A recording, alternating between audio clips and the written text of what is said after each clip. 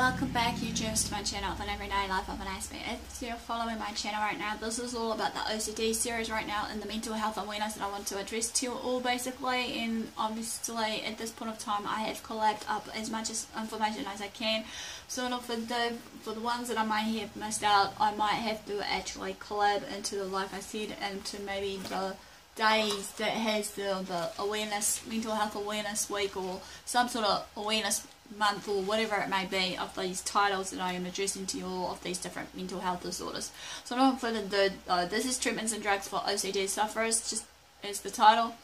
But as you know, basically some of these treatments may not result always as a cure, but obviously result as hopefully to be treatable one way or another and manageable for these OCD sufferers. It may bring some of the symptoms that OCD sufferers come from to a level of control so that it doesn't obviously rule their everyday life. Even though it's based again by choices of certain treatments and therapies for all these mental health disorders, however, even though, we know that, again by choice, if we want to get better, obviously the earlier the better, the prevention, obviously, of what we need to do. Some people may need treatment for the rest of their lives, however, for some of these, to keep their OCDs or other disorders down. Two main treatments for OCD are psychotherapy and medications. Often treatment is most effective with the combination of both. Some may not, but then again, it may vary from person to person of what they need in their life, of their treatment or therapy plan, whatever it may be. So no further ado though, this is psychotherapy. A type of therapy that is involved here will be called exposure and response prevention, which is the most effective treatment. This therapy involves gradually exposing you to a feared object or obsession that you may have currently, in the past or present, or just currently right now, such as maybe dirt, or having to learn healthier ways to cope with your anxiety. Obviously, as I've seen it, OCD is all based on fear projections, basically followed up with the mind thoughts, of the intrusive thoughts that will come through our mindsets, obviously fear of failure, fear of whatever it may be. But exposure therapy will take effort and practice over time, like anything, but you may enjoy a better way of living and a better way of your life, sort of thing, once you learn to manage these obsessions and compulsions that comes into place. These sessions obviously can involve with your family, or maybe if you go to some sort of group session through counselling or some sort of support group out there that may be of help to do this. Okay, last but not least, medications. Certain psychiatric medications can help control obsessions and compulsions of OCD. Most commonly, antidepressants are the most trialed out first of the medications. Antidepressants that have been approved by the Food and Drug Administration to treat OCDs include clomipramine, fluvoxamine, fluoxetine, paroxetine, and sertraline. The clinical names or common names for these are known as the clomipramine, as I said, is anafranil, fluvoxamine is Luvoxia, fluoxetine is Prozac, paroxetine, Paxil or Paxiva, sertraline is Zoloft.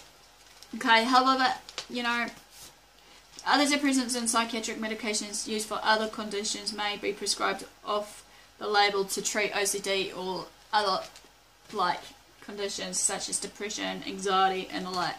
Choosing a medication. With OCD, however, it's not unusual to try several medications before finding the one that will work to control all these symptoms that you are persisting or showing. It can take weeks or even up to months, however, after starting a medication to notice any form of improvement of the symptoms that you may be showing.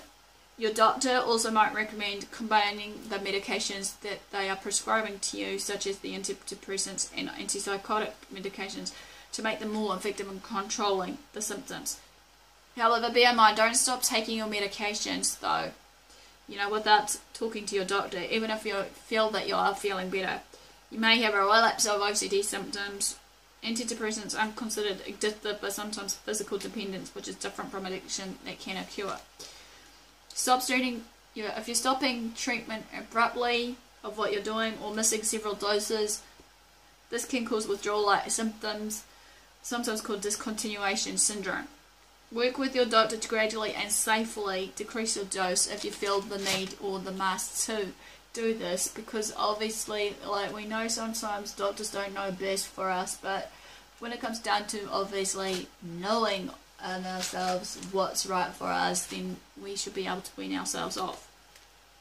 We need to be in mind, though, obviously also in this part here of the side effects, basically, and the risk while taking certain medications of these antidepressants and antipsychotics.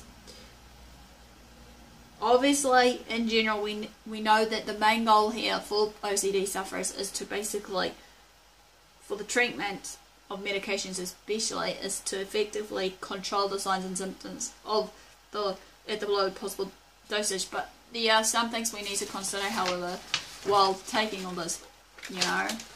So, like, basically, the side effects, all psychiatric medications have potential side effects, which may include stomach upset, headaches, nausea, sleep disturbance, sweating, and reduced interest in sexual activity.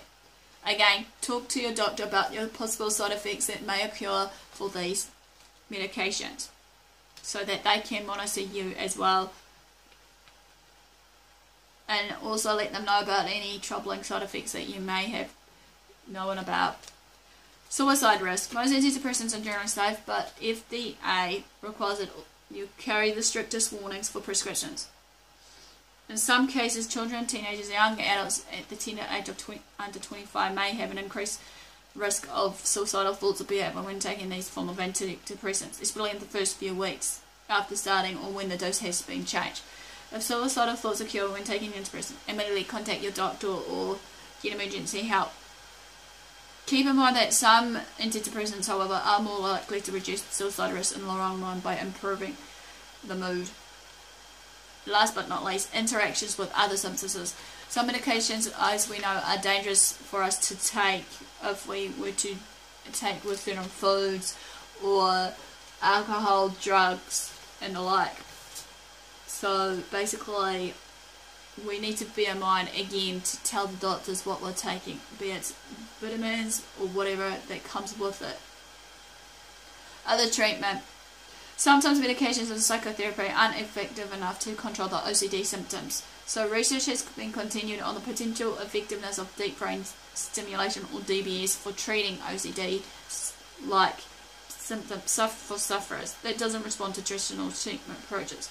Because DBS hasn't been thoroughly tested for use in treating OCD, make sure you understand all the pros and cons and possible health risks, however, like anything in life, of what we need to do.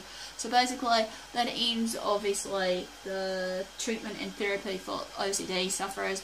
Please give me the like for support, or the like showing that you're engaging. Also, feel free to comment below, maybe just to share your life story pretty much with others, basically. Also, feel free to basically, you know, comment. Also, feel free to follow me on AspieAnswerAll on Facebook or Twitter, as well as basically, you know, sharing my videos to family and friends. Love what you do what you love yourself, love others. Basically, you never know what others are going through, obviously. So, in all of the thanks for watching, thanks for the support, and I'll see you all again soon.